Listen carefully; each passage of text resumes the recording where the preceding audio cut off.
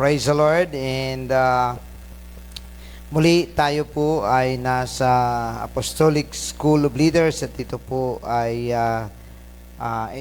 itinatalaga natin na isang pag-aaral para ma-develop ang ating mga sarili. So ang purpose po nito ay personal development, and alam naman po natin na kapag nadidevelop natin yung mga tao ay nagiging blessing din po sila bandang huli, no? So God cannot use anybody kung hindi po siya maiayos, hindi po siya ma-trim down, hindi rin po siya mahubog. And that is why ay inihambing ng Panginoon ang kanyang nais sa isang pattern. So kung inyong maalala ang kwento ng ating Panginoon, dinala niya si Jeremiah sa potter's field at dahil sa katigasan nga ng ulo ng Israel, gusto ng Panginoon na dalhin sa kanan, gusto nila sa kaliwa. Gusto silang paabantihin ng Panginoon, gusto nila umatras. Gusto silang paggalawin ng Panginoon, gusto nilang manahimik. So, always kabaligtaran. And dinala ng Panginoon si Jeremiah sa potter's field at pinakita niya ang naguhubog na ano bang tawag diyan? Magpapalayok. Ayan. And sabi ng Panginoon kay Jeremiah, tingnan mo ang potter at saka yung clay. Sabi niya, ang potter makagawa ng gusto niya sa clay. So, alam naman natin na walang bibili sa clay. Tama? Sino? I-display mo yung clay dyan. Matutuyo lang yan, walang bibili niyan. Sino bang kukuha ng putik? Di ba? Kasi ang putik, nandyan lang yan, mabasa lang lupa, may putik. Pero kapag ang clay ay nagiging jar or pottery, maraming bibili. May halaga siya. So hanggat hindi ginagalaw, hanggat hindi inaayos, walang halaga ang isang clay. Now, inihambing ng Panginoon na tayo ay kagaya niyan. Tayo ay mga clay na until we allow God to mold us and to make us, wala po tayong halaga. Hindi rin po tayong magamit. Wala tayong saysay. Kaya lang, if you can notice, ang paghuhubog ng potter sa clay ay maraming proseso. And ang clay, kung kagaya natin, malamang puro reklamo. Di ba? O kung sakal-sakalin ka dyan, di ba? Sinasakal. Minsan hinahawakan ka na hanggang sa magkaroon ng butas doon sa pinakabunganga. Pagkatapos, pag hindi pa nagustuhan, tinatapyas pa yung mga gilid-gilid, no? And then, pag nakuha na yung tamang hugis, ito na. Akala ng clay, tapos na ang proseso. Ito pang malungkot dahil ilalagay pa siya sa apoy. Kasi hindi rin siya magamit kung hindi siya patigasin ng apoy. So siguro, kung dahil tayo ngayon, ang clay na tinutukoy ng Panginoon, sigurado hindi na mabilang ang mga reklamo. Hindi na mabilang yung mga sama ng loob, hindi na mabilang yung mga bagay na sinasabi nating negatibo. Pero pagkatapos naman ng apoy, nung matanggal na, doon na siya pinapaganda, nilalagyan ng kulay, at pagkatapos, nakadisplay na siya. Minsan, ang mga clay at mga potteries na ito ay umaabot sa mga palasyo. Umaabot sa mga malalaking mansyon, nabibili ng mga emperors, nireregalo sa mga hari. And kagaya ng mga sinangunang porcelain jars ng China, na tinatawag nilang China porcelain, na siyang kaunahang nag-invento ng mga porcelain, ang China. And makikita mo lang yan sa mga emperors, kaya meron yung mga kategorya, yung mga mga jars na Ming Dynasty, Tang Dynasty, and then may presyo yan, kanya-kanyang presyo yan. So, kung siya'y nanatiling clay, dahil ayaw niya ng proseso, wala siyang halaga. Hindi siya umasenso. Hindi tumaas ang presyo. Diba? So, kagaya din po natin, mga kapatid, may mga konting sacrifices. You sacrifice. The pater also, do some sacrifice for us. At maging ang mga mentors, kagaya ko na isang leader din at mentor, nagsasacrifice din. Because if I will not move, there is nothing to happen. Kumbaga, wala pong may mangyayari talaga, kung ang leader ay hindi rin po gumalaw. So, ang leader ay wala pong katapusang galaw at hanggang sa magkaroon ng mga panibagong leaders, hanggang meron ulit at patuloy na magkakaroon po tayo ng mga tinatawag na mga kahalili. Ayan. So, yan ay isang pagpapakita na in everything that if we want to excel, if we want to be better, there is a price to pay. And kapag ayaw mo niyan, well, manatili ka lang kung saan ka. And ang ating topic natin ngayon bilang take note na nasa module 2 tayo. Ang module 1, para maintindihan ninyo ng maigi, kasi ang mga lessons nito may kunting masabi natin similarities. Ang module 1 is about ourselves developing as a leader. Okay?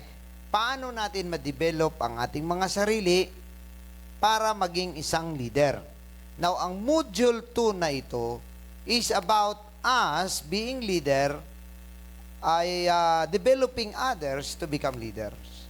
Yan, ito na po yung module 2 na ito. Kumbaga, tapos na tayo doon sa alam kung paano tayo maging leader, paano tayo ma-develop bilang leader. Ngayon naman, alamin naman natin paano naman mag-develop sa ibang tao, sa mga nasa ilalim mo, upang maging leaders. Of course, binabati po natin ang ating pong mga online viewers and lahat po na nanonood ngayon sa at nag-aaral sa ating Apostolic School of Leaders. Ito pong ating mga pinag-aralan is a very kung tutusin sa mga tinuturo din po ito sa mga companies, but this is very expensive training kung tutusin, because this is kumbaga kung sa mga pag-aaral pa, hindi po ito elementary, high school o college. Actually, ang mga pag-aaral na kagaya nito ay parang nasa masteral class na po tayo. Right? So, pero ito po ay binibigay po sa atin ng libre at wala pong kahit na ano pamang bayad. So, nawa ay pahalagahan po natin ang ating pag-aaral. So, pagkatapos po ng module 2 na ito, lesson 3 na po tayo, ay mamimigay po tayo, mag-graduation na po tayo kasi ibang level na po yung 3 and other modules. Ito po is all about identifying leaders, creating leaders, developing leaders. So, mamimigay na po tayo ng certificates po natin. So, magkakaroon po tayo ng leaders graduation. Ayan. So, ang perfect dito, attendance, siyempre, automatic graduate po yan. Pero kapag may absent kang isa, kukunin mo ang exam lang. Kunin mo lang yung exam nung hindi mo natinan. Yun lang po yung ating kondisyon. Kunwari, absent ka, pero gusto mong makasama sa ating pong mga makareceive ng certificate na maipakita na meron po kayong training as leader, sagutan mo lang yung bakante. Nakukuha mo yung attendance natin, sir. O, yan. So, malalaman natin yan kung sino yung perfect dyan. Ngayon, kung ang hindi perfect, na lagi naman nag-attend dito, pero may kulang, balikan nyo lang po yung mga kulang at maisama na po kayo. Okay? Ganon din po sa mga online po natin. Minsan hindi kayo maka-attend ngayon, buksan nyo sa ibang araw at sagutan ang ating mga katanungan. Alright? So, siyempre, binabati ko pang lahat na nandito ngayon sa Batasan Church. Sa lahat po ng mga nanonood sa atin, meron po tayo sa iba't ibang panig ng mundo. May mga nanonood po sa atin sa Italy, sa Spain, sa Hong Kong, and siyempre, Luzon, Visayas, Mindanao.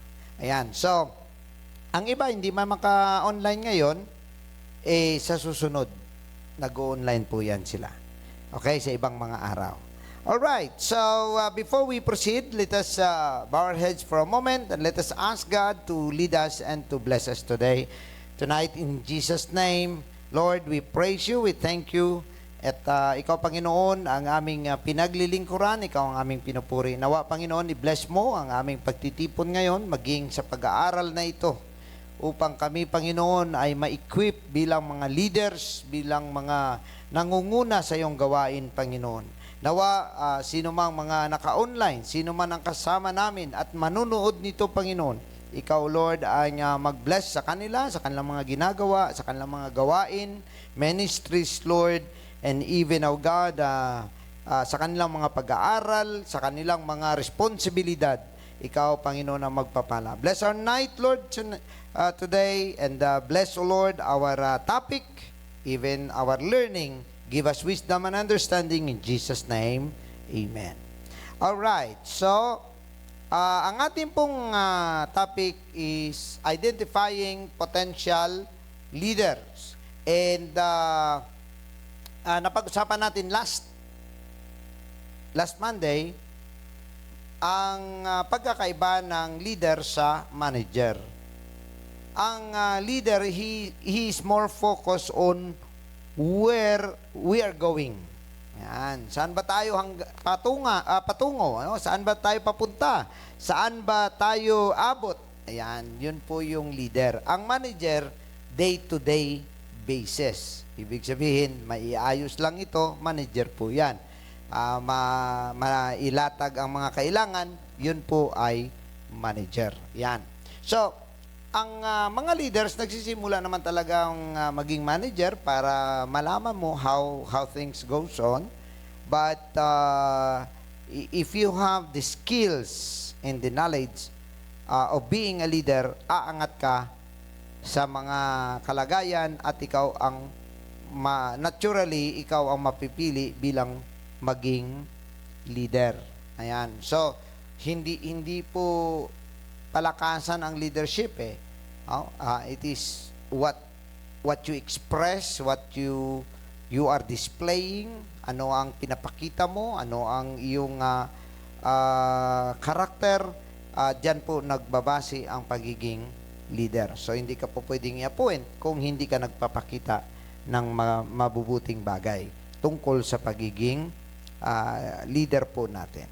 Alright, so basahin po natin ang ating pong panimulang talata. At ito po ay ating makikita. By the way, ina-announce ko online at dito ngayon, we will be needing paper. Diyan din po sa inyong mga notebook ay mamaya meron po tayong sasagutan ng mga katanungan. Parang nag-iba kaagad ang mukha ninyo, ha? Hindi po. Ano lang po yon? Personal po yung katanungan. So, personal din po yung sagot. At ang sagot nyo po ay 1, 2, 3, 4 lang. Okay? So, mamili lang kayo doon kung saan. Okay? So, wag mabahala. Baka mamaya hindi na ka makakonsentrate. Alright. So, siyempre, nauna po tayo sa Deuteronomy chapter 1. At basahin po natin, pinakaunang kapitulo na ng Deuteronomy, at ito po ang huling pamamaalam ni Moses sa bansang Israel at kanyang sinalaysay mula sa simula hanggang sa gitna hanggang sa dulo. So ngayon, nagsimula siya sa panahon na kung saan nung sila'y lumabas sa Egypt ay pinadami sila ng Panginoon. At may mga bagay dito na ginawa si Moses, and we know na ito ay sa kanyang natutunan din mula kay Jethro. Alright, verse 10 po tayo at basahin ko po. The Lord your God hath multiplied you, and behold, ye are this day as the stars of heaven for multitude. Ayan, sabi ni Moses sa Israel, the Lord God of your fathers make you 1,000 times so many more as ye are, and bless you as he hath promised you. Alam ninyo yung sinasabing 1,000 times. Pumasok kasi ang Israel or mga anak ni Israel sa Egypt, 70 lang po sila. 70 persons. Nung lumabas po sila, they are about 3 million people. Yan. Kaya sinasabi ni Moses, 1,000 times kayo ay pinadami ayon sa pangako. Verse 12, how can I myself alone bear your cumbrance and your burden and your strife? Sabi nga ni Moses dito, paano kung makaya yan mag-isa ang inyong mga reklamo, mga kabigatan, mga pag-aaway? Puro negatibo yung mga binabanggit ni Moses, ano? So, alam niyo, pagka gumawa kasi tayo ng isang negatibong bagay, sa kahit na ano pa man, no? Whether sa grupo, sa company, sa organization, sa church, yan po'y burden, kabigatan po talaga. No? At it will take days and time para sa'yo. And sabi niya nga rito, 13, buksan natin. Take you wise men and understanding. Take you wise men and understanding, and known among your tribes, and I will make them ruler. Yan. So, doon pa man ay sa Old Testament ay pinapakita na po na ang wala pala rito. Saglit lang ha. Pinapakita na po na may mga taong pinipili para maging leader. Yan. So dito natin malalaman na bakit kaya sila napili. Tingnan ninyo, wise men.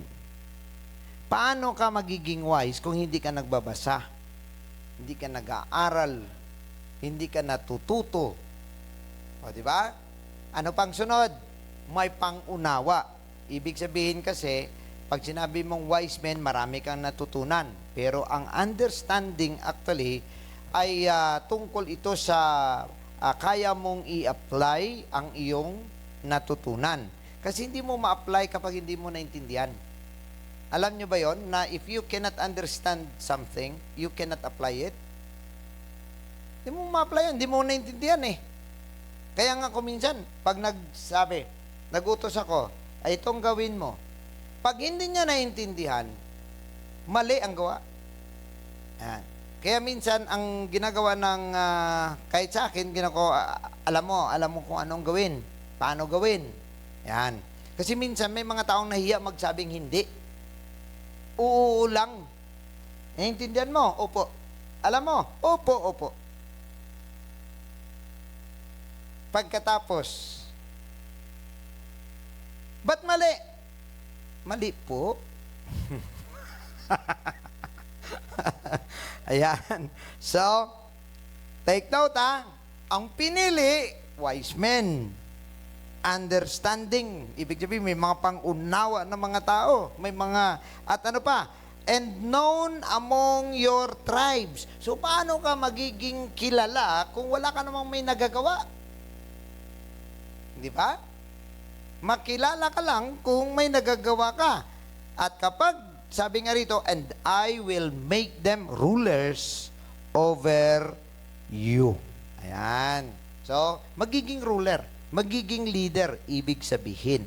So, yun po yung isang punto na tayo, gusto natin maging leader, dapat nag-aaral tayo, natututo tayo, no? At nagsisikap tayo na makakuha ng mga pangunawa. Now, there is something much more important and scarce than ability. Alam niyo kung ano yon? The ability to recognize ability. Ayan. Pag leader ka, dapat nare-recognize mo ang kakayahan ng isang tao. Magaling to. Ito ilagay ko dito. Ayan. Kaya bakit mo ilalagay yung taong alam mong wala namang kakayahan doon? So, siyempre, hanapan mo siya ng bagay na kaya niya. Now, one of the primary responsibilities of a successful leader is to identify potential leaders. Yun po yung primary responsibilities. Now, when you become a leader, do not stay where you are. Okay? Huwag kang makontento na dahil leader ka na, so okay na. Dapat nag-iisip ka na meron kang matuklasan ng mga potential leaders na siyang papalit or sa simula ay tutulong sa'yo. Tutulong sa'yo, magiging kaakibat mo, na bandang huli, magiging leader din sila. Right? Now, it is not always easy job, but it is critical. Meaning, you really need it. If you are a leader, sa ating pong mga nanonood na mga pastor at mga leader din po sa mga ministries, no? Mga department heads po natin, it's not an easy job, but it is a must. It is a must that you identify other leaders in your team, no? Para bigyan mo ng mga responsibilities na magiging katuwang sa pag-unlad. Now, to develop leaders, to develop positive, successful people, look for the gold, not the dirt. Alam niyo mga kapatid, ang gold, wala po kayong may mahukay. Ang pinagmulan po talaga ng gold, hindi po gold bars. Wala pong gold bars. Pag naghukay po kayo sa lupa at ang gusto ninyo ay makakita ng gold, lupa at mga bato ang iyong inuhukay. At pagkatapos pinoproseso, dinidikdik, iniinit hanggang sa maghiwa-hiwalay, hanggang sa yung mga bato ay maghiwa-hiwalay din ang gold. One of the characteristic of gold is that it separates from other impurities, and sa gold, kapag pinapakuluan mo ang gold ay bumababa at ang impurities umaakyat. Because the density of gold is too heavy. Naalala ninyo yung kwento ng Eureka? Yung nagsigaw ng Eureka, hindi nyo na yan, hindi nyo na laman yon. Saan ba kayo na school, ha? Ganito po kasi yan. May isang mathematician and scholar na nakalimutan ko pa, pero sikat yun ang pangalan niya, na tinanong siya na dapat paano malaman kung pure gold ang isang bagay o hindi. Yan. So, pinag-aralan talaga, hindi nila malaman, One time, naligo siya sa bathtub. Puno ang bathtub. Pagpasok niya sa bathtub, lumabas yung mga tubig. Yun lang. Tumakbo na siya, wala pang damit. Sumigaw sa kalsada, Eureka! Eureka! Eureka! Ibig sabihin, I found it! I found it! I found it! Sabi niya, anong ibig sabihin nun? Nalaman niya kung paano matuklasan ang gold, kung pure o hindi. So hanggang ngayon, hindi nyo pa maintindihan, di ba? Hindi pa natin maintindihan kung anong nakuha niya. Kasi ganito yon. Ang gold may sariling weight. May weight siya sa sariling katawan niya. Pagka ganito kalaki, may sariling weight ito. Kaya ang gold na may dala kang mga 3 bars, 4 na bars, hindi mo na halos makaya yun. Kasi mabigat ang gold. So, kuwari, ganito kalaki ang gold na pure. Okay? di ba, so para malaman mo na pure ang gold, nakita niya na ang isang bagay ay may kanya-kanyang mass. May kanya-kanyang mass. Pag hindi pure, posible mas malaki-laki dito 'yon, or ang weight niya ay hindi iba, pero ang kanyang laki ay ganito pa rin. Yan. So ibang weight, ibig sabihin hindi pure. Yan. Kasi ang nano niya may equal.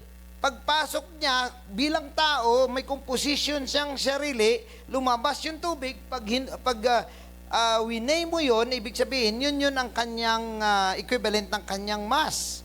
So, ibig sabihin, sa weight na ito yung mass. Kung tao ang tinutukoy, ang tinutukoy gold. Ang gold, ganito kalaki, pag iano mo sa tubig, mass niya, mas maliit dapat sa kanyang weight. Yan. So doon na laman kung yun yung ang tinatawag na doon din lumabas natukoy ang tinatawag na buoyancy na tinatawag na kung saan ay kapag ang isang bagay ay may hangin sa loob, lumulutang siya. Yan. So doon na-discover na yung mga barko, yung mga na ang bakal ay pwede nang lumangoy. Okay? So, kung ikaw ay leader, huwag kang mag-focus doon sa mga mali ng tao. Huwag kang mag-focus doon sa mga hindi tama. No? Tingnan mo ang kakayahan niya. Iyang tao ba na yan ay merong specific na kakayahan bilang leader. Maybe unpolished. Unpolished pa. Lahat naman ng diamond, malabo yan eh. Saan ka ba nakakita ng matingkad na diamond? Walang diamond na matingkad or very shiny. Ang diamond, malabo yan. Pero, meron yan silang parang tool na tinitingnan nila kung ilang karat yung diamond. Pag napalis mo yung diamond, lahat ng ilaw nire-reflect niya. Kaya kahit sa loob ng madilim na gabi, umiilaw ang diamond because even just but a small light nagre-reflect sa diamond. Yan. So that makes diamond very expensive. So when in developing people, may mga bagay na nakikita ka na ito pero may kakayahan ito. For example, may leadership siya ng taong ito kaya lang tamad. O di ang i-address mo yung pagiging tamad niya dahil ang nakita mo ang gold na meron siya. Yan. So i-develop mo siya. Tutulungan mo siya kasi meron naman talaga siyang kakayahan. Yun nga lang siyempre bilang gold nandun pa kasama yung mga ginto na sa bato na impure which is not pure. So ang gagawin mo lang is to put in a process to separate the gold and the dirt. Ayan. Okay? So, magkaiba po kasi. Pagka-leader ka, dapat ang gold ng isang tao ang tinitingnan mo, hindi yung mali niya, hindi yung mga lahat ng mga kasawayan. Kasi kung mag-focus ka sa kasawayan, wala kang may makitang taong mabuti. Lahat masama. Mayroon. No? Kahit sino pa yan. No? Kahit yung papakakamatay lang, meron din yang may sinasabi na parang santo, meron pa rin yan. Meron po yan, no? Kaya nga na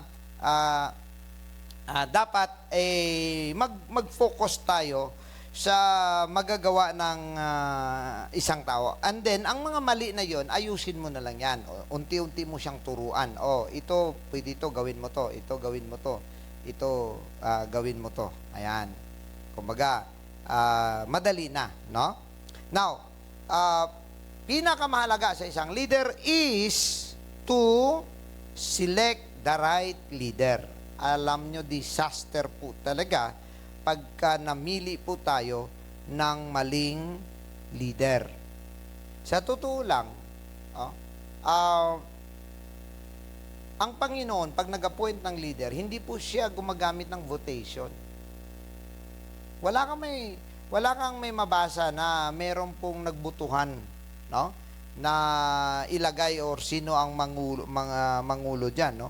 mga instances na pinapapili sila ng Panginoon kung sino ang gusto nilang ilagay. Pero kapag ang Diyos ang naglagay ng isang leader, hindi niya kinukonsulta yung tao. Hindi niya tinatanong mga tao, ano sa palagay nyo, okay ba itong leader? Hindi siya gumagawa ng ganon, no? Because sa totoo lang, ang Diyos kasi may tinitingnan sa puso. For example, sinabihan niya si Samuel, anoint mo ang anak ni Jesse. Nung pumunta siya sa kay Jesse, ang maliit na bata, wala dyan, no? Pinakabunso, wala. So, doon pa sa field. Nung napunta siya doon sa mga magkakapatid, nakita ni Samuel, pwede talaga maging leader ito. Kasi matikas, malaki ang katawan, talagang matipuno. Pero sabi ng Panginoon, hindi yan. Lipat na naman siya. Lipat siya hanggang sa naubos. Kasi sabi nga ng Panginoon, dahil ang Diyos, ang tao ay tumitingin sa panlabas. Pero ang Diyos tumitingin sa loob. Tinitingnan ng Diyos yung ng tao ang kung ano ang na makikita niyang kasarian or kakayahan, pero ang Diyos nakakita ng mismong puso ng tao. And hanggang naubos, kaya sabi nga ni Samuel, paano ba ito? Walang may napili. Ubus na yung mga anak ni Jesse, wala pang may napili. Kaya tinanong ni Samuel kung meron pa siyang anak. Sabi niya, meron, pero ang liit pa naman nun, nandun. Ipatawag mo. Nung pinatawag, yun pa pala ang pinili ng Panginoon. But, it was the best choice. Now, makita ninyo, dahil ang lahat ng kapatid ni David, wala ni isa sa kanila ang tumayo para lumaban kay Goliath. Si David lang. Kaya, selecting the right leader is very, very important. Now, there are 5 A's in looking for the right leaders. Number 1 na A, assessment of needs. What is needed? No? Ano ba ang kailangan? Kailangan mo ba ay ang taong magaling mag-sales talk? Kailangan mo ba yung taong magaling sa tao? Or kailangan mo ba yung taong magaling sa mag-manage? So, anong need? Ayan. Itong bagay na ito ay kailangan dito magaling mag-record. Kasi nangangailangan ka pa rin mo, magaling mag-record. So, yun ang i-identify mong una-una, assessment of needs. Next na A is assets on hand.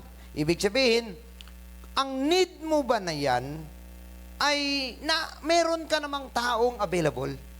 Ayan. I-check mo muna yung sa kapaligiran mo. Kung ikaw pastor, sa loob ng church o sa loob ng mga elders mo, baka meron namang may kakayahan sa pangangailangan mo na hindi ka kailangan kumuha ng baguhan.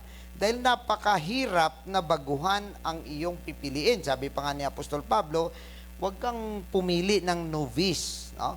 Baka mamaya ay maging problema mo pa. So, sinong nandyan sa loob kung meron na available? Number 3, ability of candidates. Sino ba ang may kakayahan yan? For example, naghahanap ka ng isang tao na mamuno sa evangelism. Yan. Magaling ba siya? Kaya niya bang mag-Bible study? Kaya niya bang magpaliwanag ng mabuting balita? May kakayahan ba siya na magturo? Yan. At ang pang-apat na A na mahalaga ay attitude. Attitude ng iyong pipiliin. Kasi kasama po yan ang kanyang willingness, ang kanyang availability, at ang kanyang karakter. Napakahirap po mga kapatid na mabigyan ng posisyon ang taong masama ang attitude. Baka magaling nga siya, may ability nga siya, pero ang kanyang attitude pala ay hindi tama. Alam niyo yung mga attitude. May mga attitude ng mga tao na napakahirap pagkatiwalaan. Sometimes, sasabihin lang yan nila na, Eh di sila lang naman yan eh. Sila yung pinagkakatiwalaan yan. Sila na lang. Eh di sila magaling eh. Pero sa katotohanan lang, nagpakita ka posible ng isang pag-uugali na hindi ka mapagkatiwalaan. For example lang, may mga tao na parang apoy, no? Parang napaka-agresibo, napaka-active pagdating sa gawain. Maya-maya lang, isang iglap lang. Wala na siya.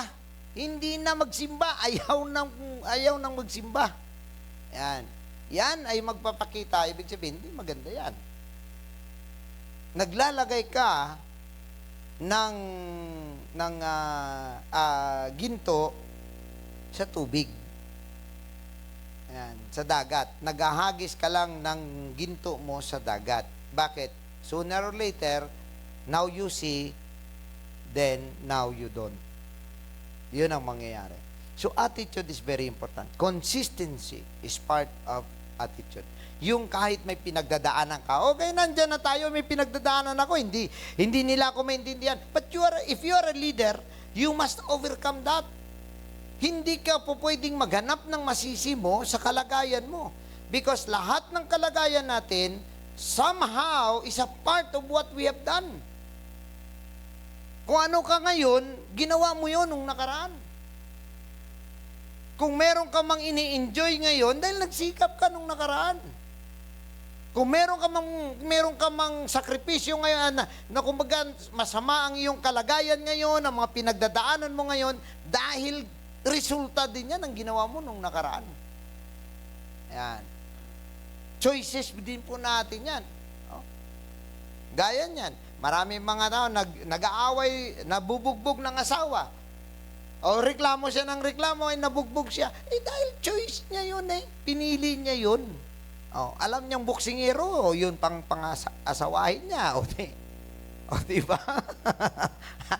Alam mong boksingero yun eh. Yan. Kaya nga, no, meron pa nga mga kababayan, sasabihin nila, ba't yan pipili mo? Lasinggo yan eh. Magbabago din yan. Pwede. Anong nangyari? Di siya ngayon ang napraktisan.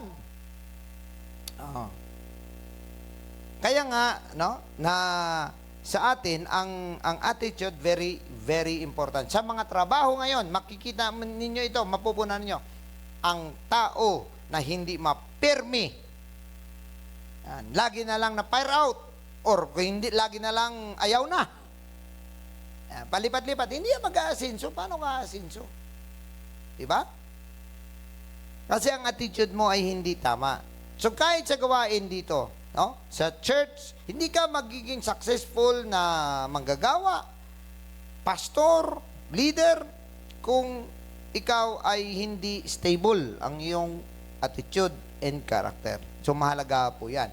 Pero mahalaga din po yung willingness and availability ng isang tao. Kasi kahit gaano po siya kagaling, kahit gaano po siya katalino, kung hindi naman po siya available, wala ring silbi. Yan. Now, sunod, last, number 5 na letter A, accomplishments. Ibig sabihin, ang isang isang tao kasi na leader, ay may nagagawa. Pag ikaw ay umaangat bilang leader, it's because of your accomplishments. It is not because you're handsome or you're beautiful. Hindi doon.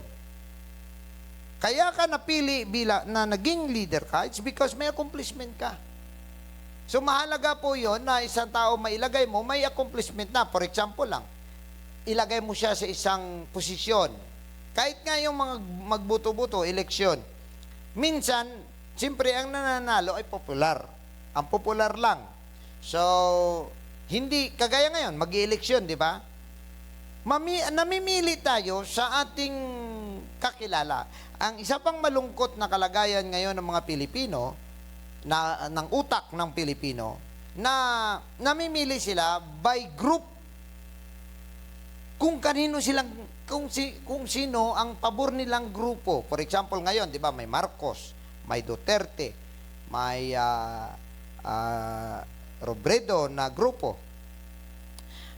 Kung saan sila dyan, kung ikaw ay Marcos, lahat na lang ng kay Marcos, butuin mo. So kahit na alam mong wala namang binatbat yung kandidato na yan, ibubuto mo. So ganun din, kung ikaw ay maka-Duterte, lahat ng nilagay ni Duterte, ibubuto mo. Pati si Kibuloy, ibubuto mo rin. Kasi nasa grupo ka. So hindi gumagana yung ating tinatawag na reasoning. Dapat may reasoning ka, bakit siya? Bakit siya bibuto mo? So wag kang tumingin lang sa balota, wag kang tumingin doon sa mga placard, mag-research ka. If you are serious of your future, ang future natin at ng bansa natin, mag-research po tayo kung sino po ang ilalagay natin sa Senado, regardless kung saan po siyang grupo. Yan. Kung sino yan, ang accomplishment is very, very important. Yan. So, kumbaga, pagka tinignan mo, anong nagawa niya? O siya, bubuto mong senador, anong nagawa niya? Maraming re-electionist. Nung nakaupo siya, anong ginawa niya? Pangako siya ulit ngayon, trabaho, pagkain sa lahat ng pagkainan. Nung nakaupo siya, nagkaroon ka ba ng trabaho? Nagkaroon ka ba ng maraming pagkain sa pagkainan mo? Yan. So, base your choices on accomplishments.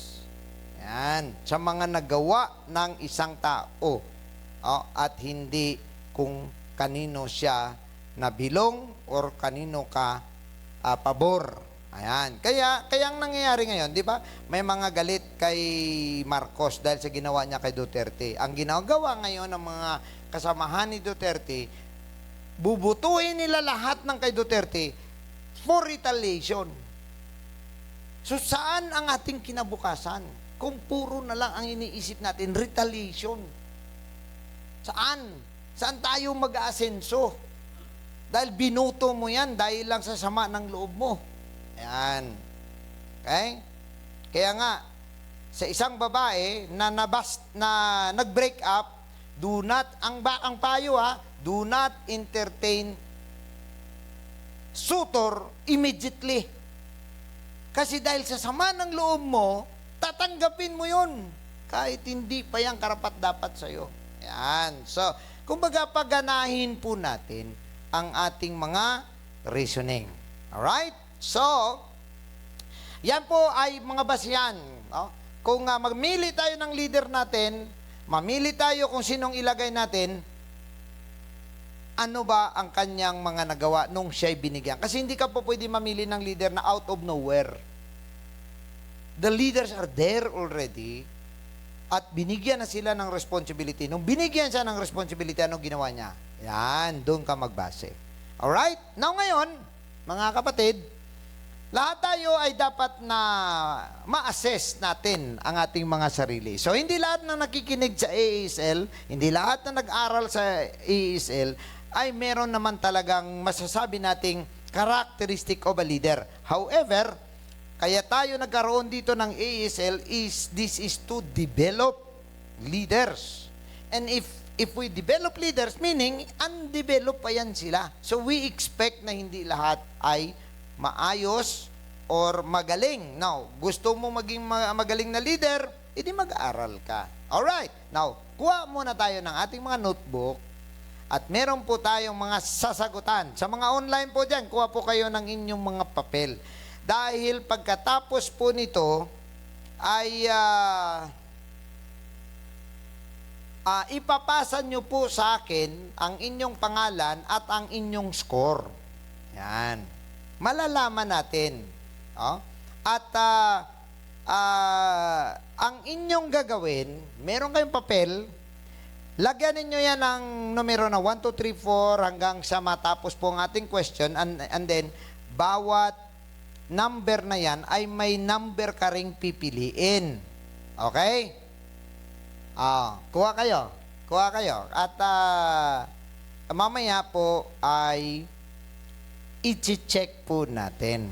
Okay, sa mga naka-online po dyan, kuha rin po kayo ng papel. Okay. Ang ating pong basihan ng ating answer ay ito. Pag never, 0 ilagay mo. Pag paminsan-minsan, or bihira pala, bihira. Pag bihira, number 1. Pero pag paminsan-minsan, number 2. Pag palagi, number 3. Pero pag lagi-lagi,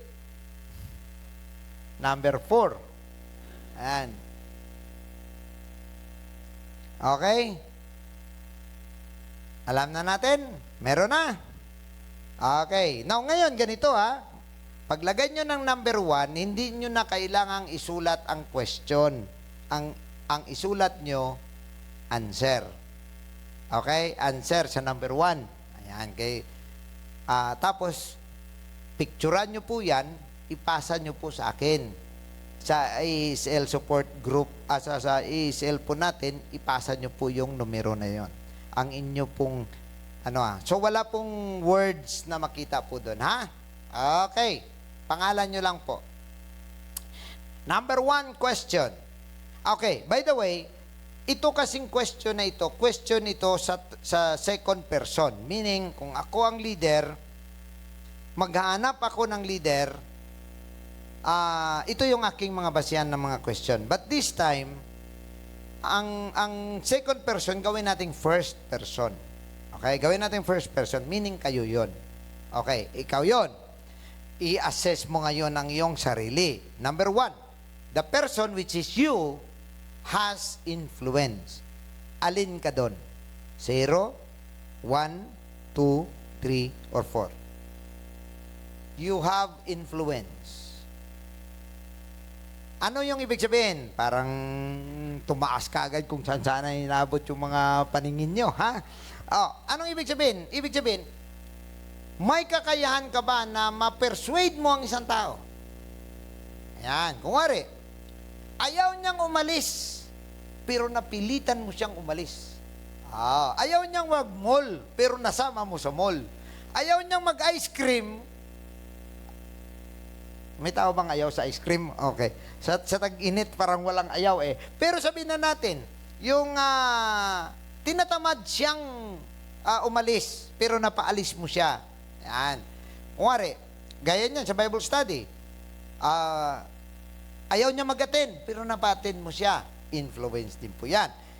Nagturo ka, tapos nakumbinsi mo siya, nagpabaptize siya, influence po yan. Alin ka doon? Okay na tayo? Number 1, ayos na tayo? Huwag magpasikat sa sarili, ha? Yun tama lang. Mamaya, pasikat ka sa sarili mo. Dapat, kung ano ka. Okay? Kung ano ka. Alright? Wala naman pong talo dito. Wala namang ano. Number 2, ikaw ba ay may self-discipline? Pag sinabi nating self-discipline, pag sinabi mong gawin mo yan, ginagawa mo ba talaga? Pag sinabi mong, ay, pupuntahan ko, pupuntahan mo ba talaga? Pag sinabi mong, itong oras ba talaga? Ayan. May self-discipline ka ba? Number 3, meron ka na bang nagawa? May good track record ka ba? Ibig sabihin, pagdating sa pagiging leader, nagiging presidente ka ba dati ng school? Nagiging chairman ka ba without chair?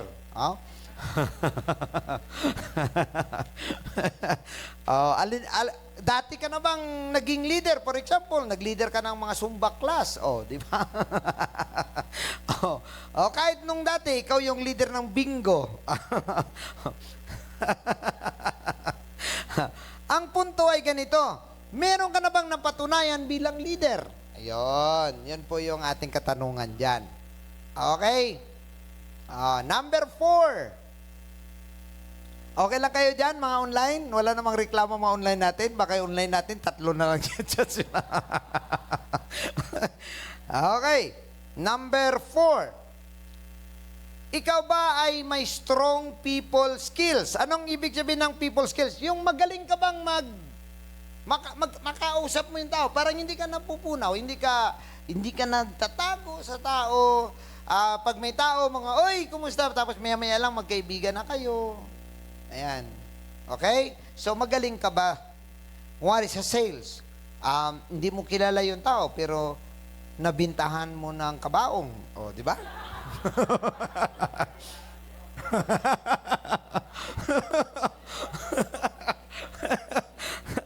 Oh, matindi. Matindi ang ano mo, ha? Oh. Okay na tayo. Alin ka doon? Never, seldom, sometimes, usually, and always. Okay. Number 5. Ikaw ba ay may abilidad para mag-solve ng mga problema?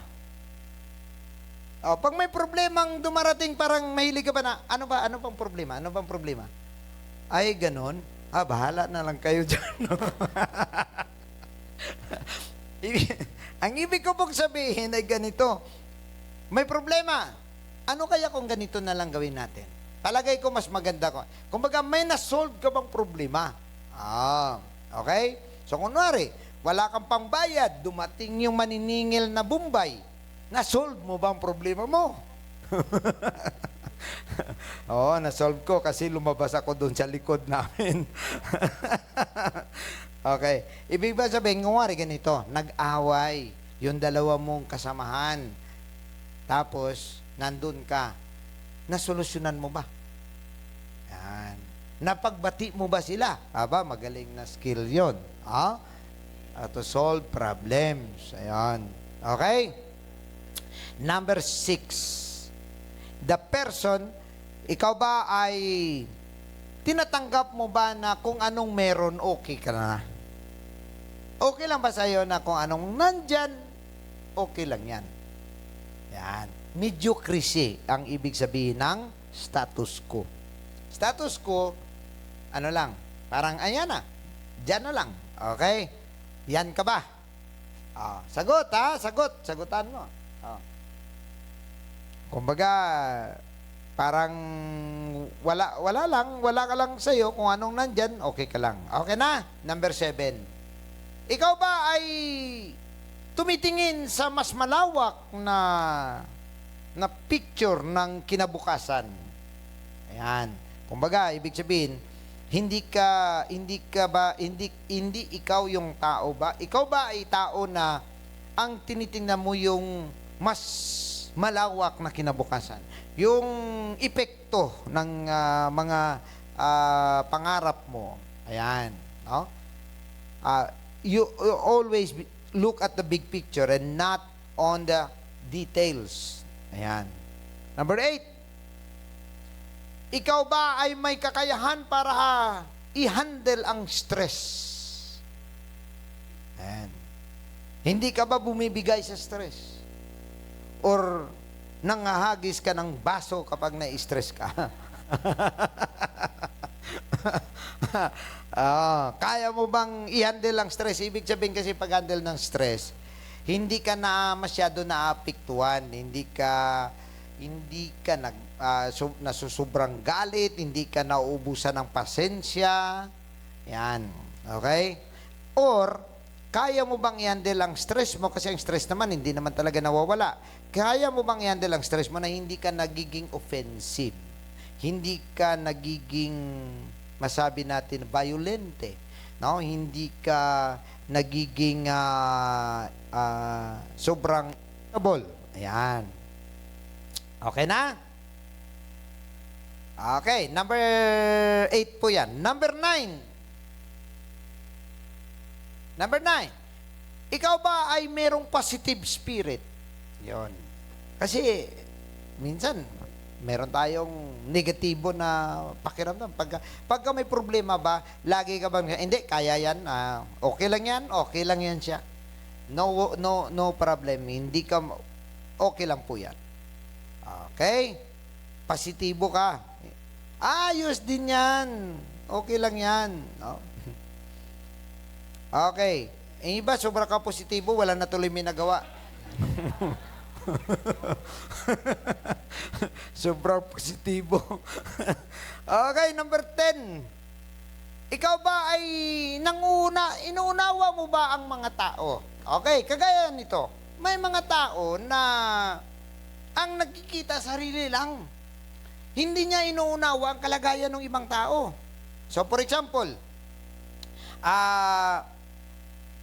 tumatawag ka, hindi niya sinasagot.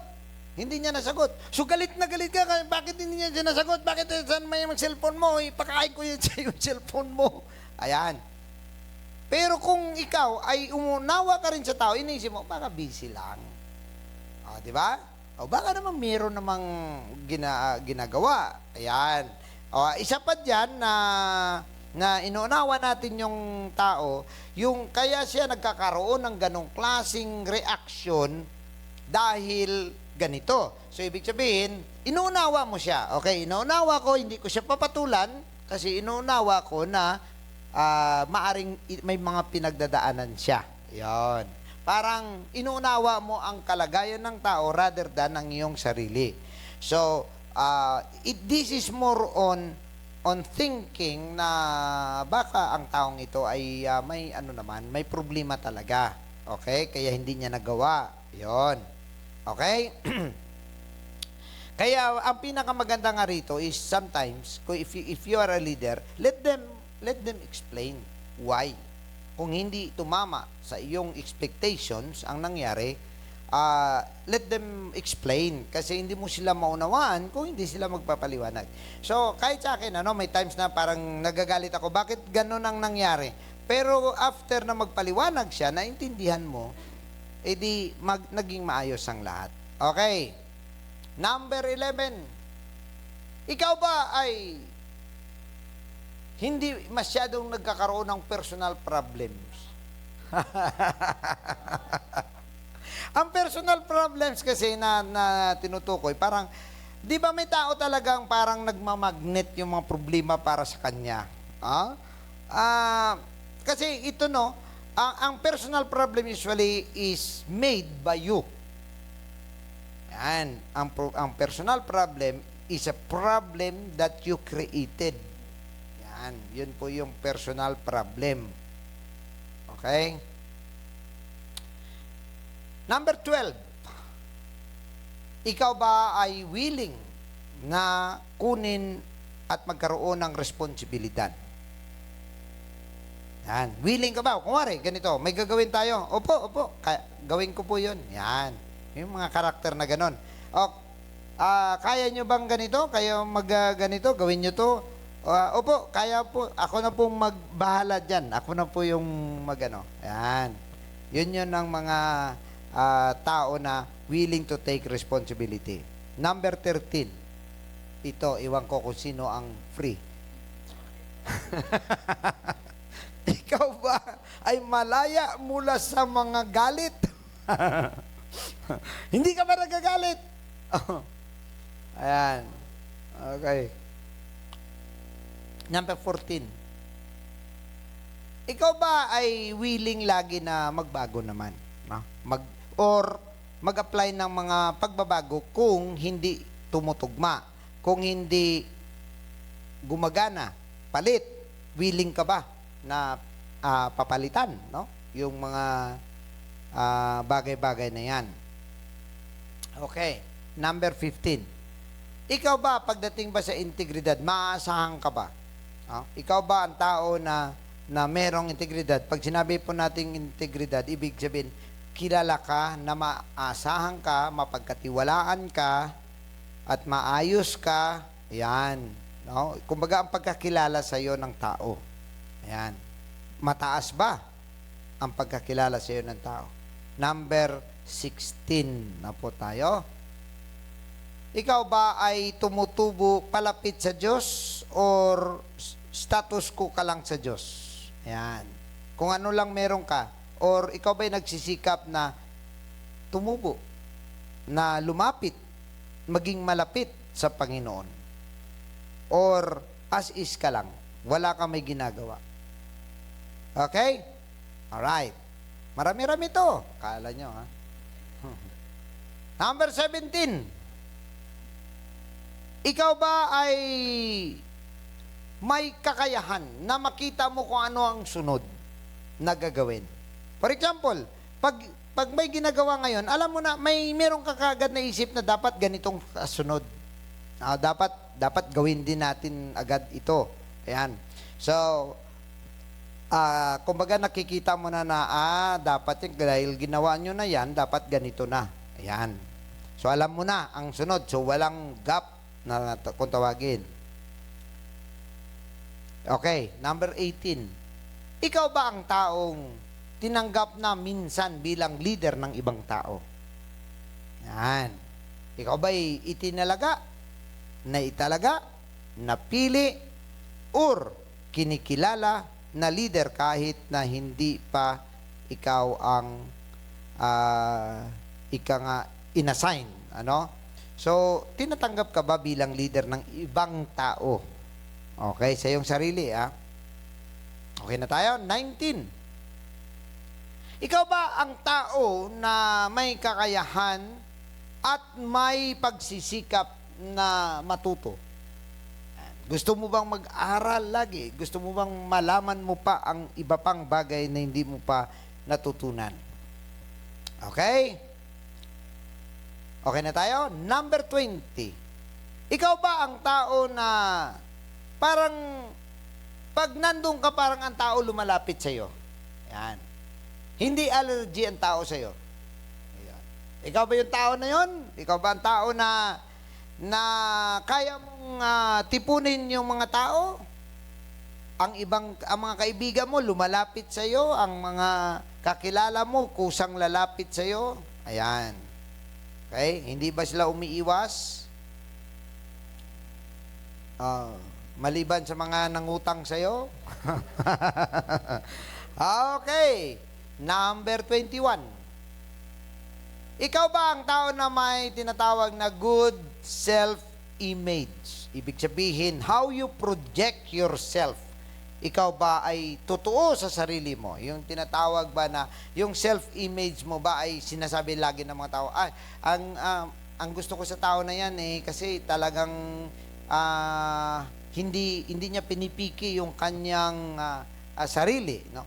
At ang pagkakilala sa iyo ay isang mabuting tao. Kung tatanungin ang mga tao at i-interviewin, ano bang sasabihin nila?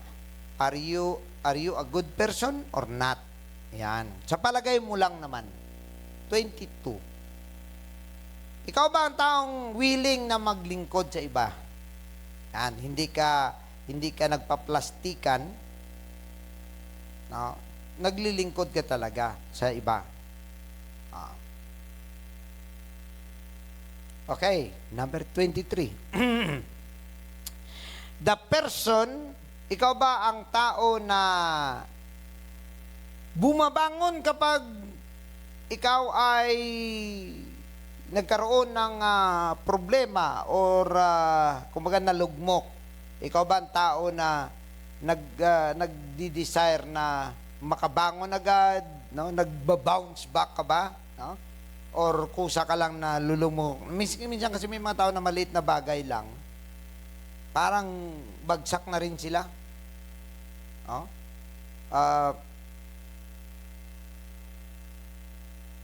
Yun ang minsan ang ng ibang tao no, na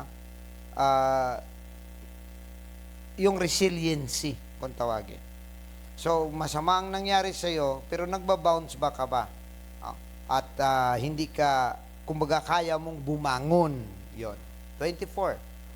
Ikaw ba ang taong may kakayahan na i-develop mo rin ang ibang tao? Ibig sabihin, marunong ka ba magturo sa mga hindi marunong? May kakayahan ka ba nito?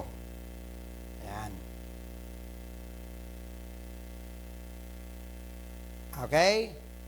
Number 25, last. Natapos din sa wakas.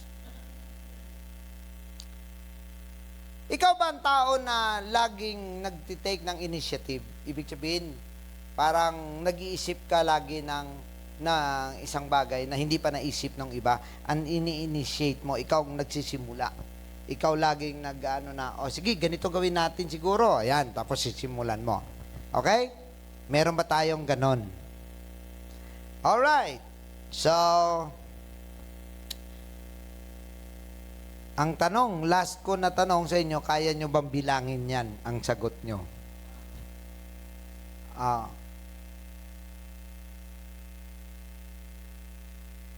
okay. Sige, ganito na lang. Pagkatapos mamaya, ipasa ninyo sa akin, palagyan niyo ng pangalan, anong score nyo. Ayan. Sa sunod na natin i-discuss. Okay. Now, ano bang mga quality na pipiliin natin sa isang leader? Number 1, naulit na to. Pero dito, there are two angles kasi nito no? Sa'yo, may quality ka ba nito leader? Now, ikaw naman ngayon bilang leader, anong hahanapin mo sa isang leader, sa isang tao para gawin mong leader? Number 1, character. Okay? Character flaws cannot be ignored. They will eventually make a leader ineffective. So, ibig sabihin, yung karakter ng tao, yung pag-uugali niya, yung kanyang mga pananaw, no? Ay dapat maayos.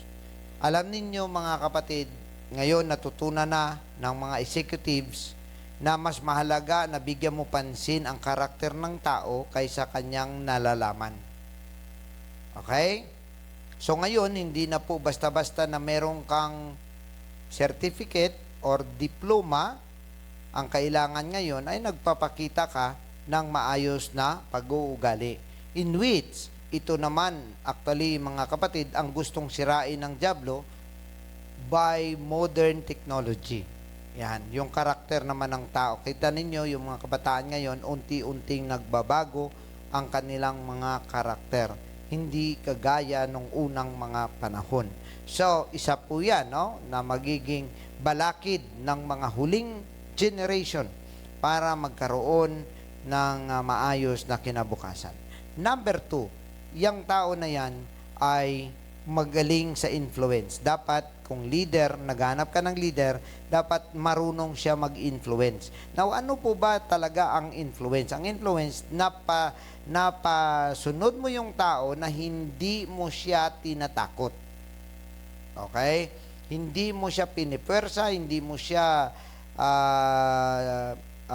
kumbaga, binablockmail, hindi mo siya binabribe, pero napagawa mo ang gusto mo. No? Yan po ay tinatawag na influence. And leadership is influence. Now, every leader has two characteristics. Letter A, he is going somewhere and he is able to persuade, and he is able to persuade others to go with him. Dalawang klaseng leader. Ang isang leader, tuloy-tuloy lang siya sa kanyang gustong puntahan. Okay? But the other leader is, while he is going there, he was able to persuade others to go with him. Nakuha ninyo ang ibig sabihin, ang pagkakaiba ng dalawang klase ng leader? Yung isang leader, kumbaga, kaya niya na dalhin, no? Tuloy-tuloy siya sa kanyang mga pangarap, tuloy-tuloy siya sa kanyang vision. At kahit mag-isa siya, nandun siya, dire-diretso siya. Pero ang isang leader, that's good naman, no? Pero ang isang leader na mas mabuti pa, mas magaling pa, ay ang leader na while he knows where he is going, he is able to persuade others to go with him. Yan. Yun po yun. Okay? Next, positive attitude. Now, a positive attitude is one of the most valuable assets a person can have in life. Now, alam nyo ba na kahit ang positive thinking ay makakaapekto sa health nyo? Kahit sa inyong mga trabaho, if you are positive sa trabaho, lalabas at lalabas na ikaw ay aangat kaysa sa iba. Napakahalaga nito dahil marami pong negatibong bagay na nangyayari sa buhay natin, dapat magiging positive lang po ang ating attitude. May mga tao po na maliit lang na bagay ang nawala sa kanila, halos buong mundo na nila ang nasira, ang nawasak. Samantala may mga tao na halos ang dami ng pinagdaanan, ang dami ng mga experience na masama, pero nakatayo pa. Yan, kasi tinitingnan niya, siya ay may lilipas yan, magkakaroon din niya ng mabuting bagay. Kumbaga, kahit sa pagninegosyo, pwede, dapat positive ang attitude. Hindi po pwedeng negative. No? And dapat meron pong excellent people skills because leadership is all about people. Dapat meron po siyang marunong po siya makipag-usap sa tao. A leader without people skills soon has no followers. Yan. Pagka hindi siya magaling sa tao, walang susunod sa kanya. Bandang huli. Next, evident gifts. Ibig sabihin, nakikita na katangian. No? Nakikita na kakayahan.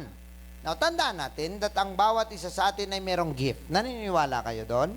Lahat po tayo may gift. Maniwala po kayo, may gift po sa inyo. Kahit sabihin pa ninyo na parang wala ako talento, wala talaga ako sa mga... Meron po, hindi mo lang minsan tinutuklas. One of the job as a leader is to make an assessment of those gifts when considering a person for ministries. Ito po, kagaya po sa mga pastors, hindi po porque siya ay faithful, maayos, ilagay mo na siya kagad sa isang ministry. Dapat alamin mo rin kung ang ministry na yun, may kakayahan siya. Hindi ibig sabihin na dahil faithful siya, tapos itong ministry, ibig sabihin, may kanya-kanya tayong butas, ika nga, no? Kung square ka, sa square hole ka. Kung circle ka, sa circle ka na butas, doon ka mailagay.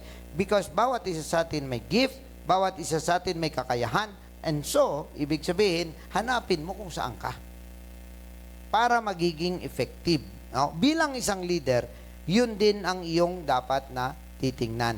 Okay? Ano pa?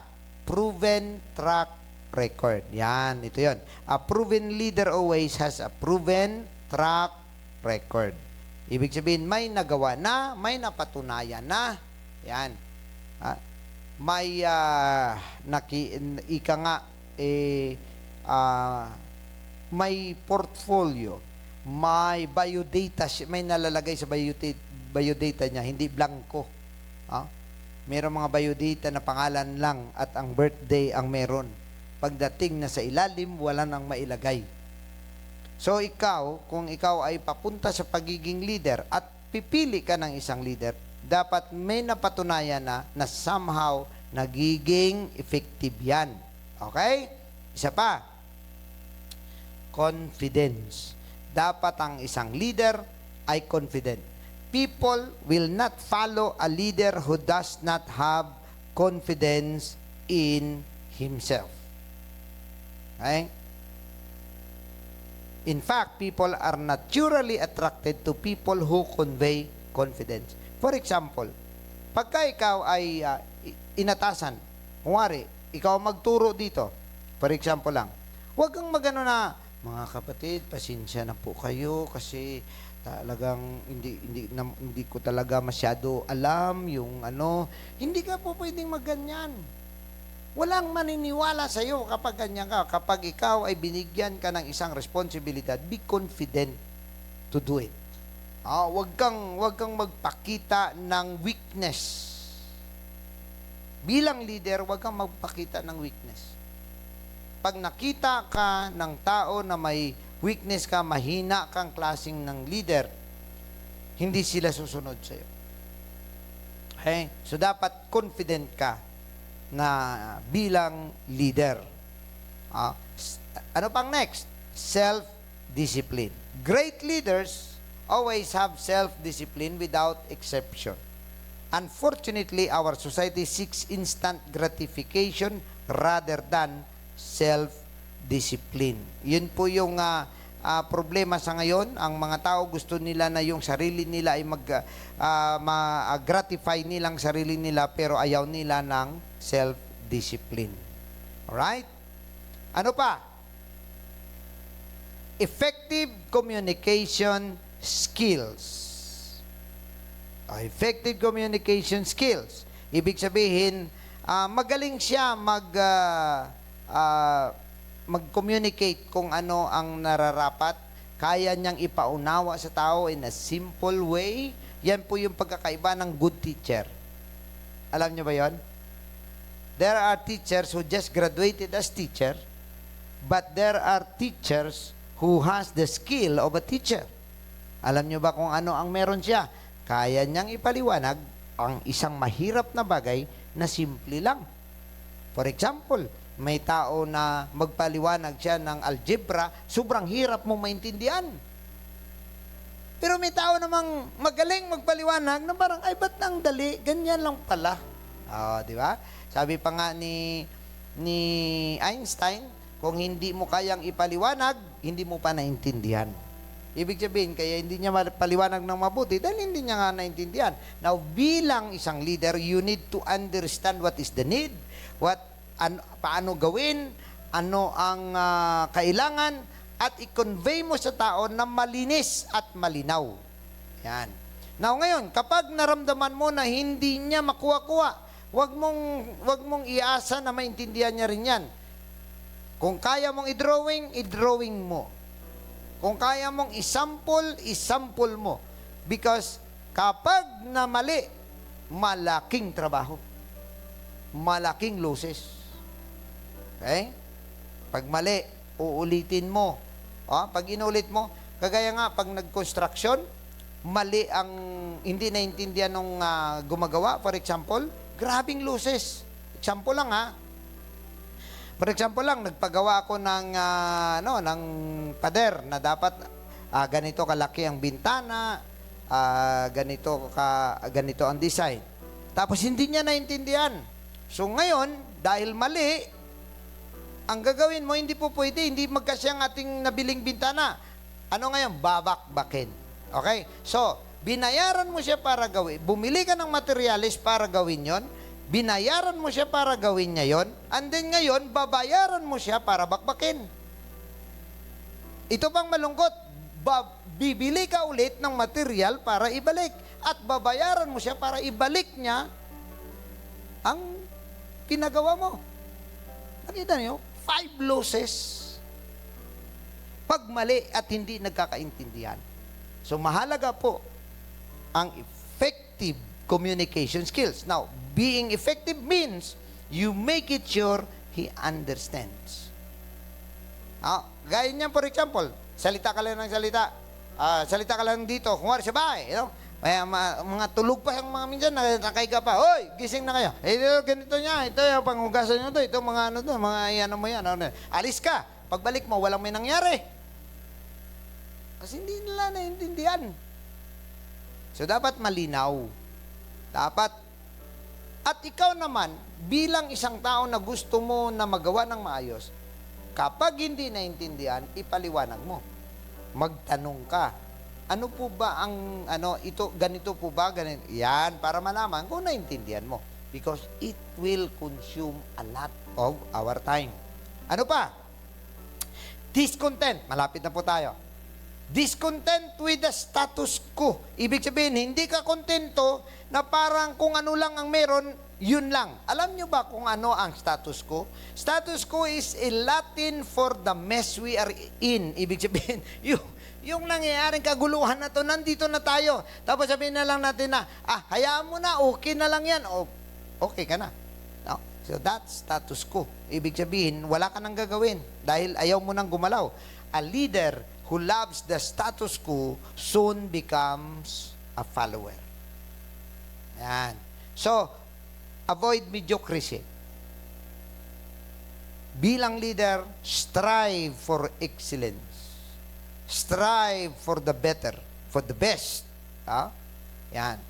Okay? So, seek people who seek solutions and not criticisms.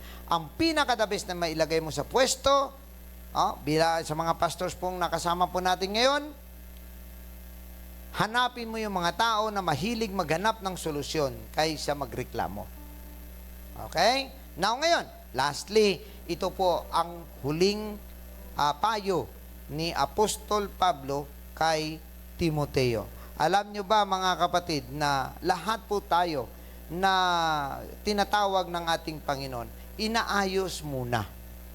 Inaayos. Alam ng Panginoon may mga kulang po sa atin at kailangan natin na iayos para sa kanyang kaluwalhatian. At tandaan ninyo, sa loob ng bahay at palasyo, may iba-ibang klase ng mga nakasabit at ginagamit. Merong ginagamit na ginto, merong ginagamit na silver, merong ginagamit na kahoy, merong ginagamit na siminto. Ibig sabihin, iba-ibang kakayahan ang meron sa loob ng gawain ng Panginoon. Now, hindi ibig sabihin na porke siminto lang siya, mas mababa siya kaysa sa ginto na meron dito. But if it has a purpose, kahit siya ay konkrito lang or bato lang, pero may purpose siya na mahalaga, ibig sabihin, hindi siya pwedeng ibaliwala dahil lang sa siya ay mababa ang halaga. Bagkus, ang kanyang kakayahan ang pinakamahalaga. Kaya nga, sabi dito ni Apostol Pablo kay Timoteo, sabi niya, nevertheless, sabi niya, the foundation of God standeth sure, having seal, the Lord knoweth them that are His. Ang ibig sabihin nito, mga kapatid, kinikilala ng Panginoon kung sino ang para sa Kanya. So just like leaders, He knows those people na pwede po niyang magamit. And, sabi nga rito, let everyone that nameth the name of Christ depart from iniquity. Ang ibig sabihin nito, mga kapatid, let's make our life worthy in God's service. Dahil lang sabi nga sa verse 20, but in a great house, ito, sa bahay ng Panginoon, there are not only vessels of gold and of silver, but also of wood and of earth, and to some to honor, and some to dishonor. Ibig sabihin, sa iglesia, isang iglesia, hindi lahat yan mabubuti. Hindi lahat yan magagaling. Hindi lahat yan ay maayos. Meron din mga tao na kumbaga, ay hindi tumutubo. Now, to them who grows, they are for honor. Pero hindi po maisantabi na sa loob po ng sambahayan ng Panginoon, meron pong magdadala ng dishonor. Now, tandaan natin, mga kapatid, na tayo na tinawag ng Diyos, pag lumabas po tayo sa bahay, ay sa bahay ng Panginoon, ay kagaya po tayo ng mga leader na kung saan ang mga tao sa paligid natin nakatingin po sa atin. Tinitingnan po tayo. At kung ang ginagawa po natin ay hindi tama, it will give dishonor to God.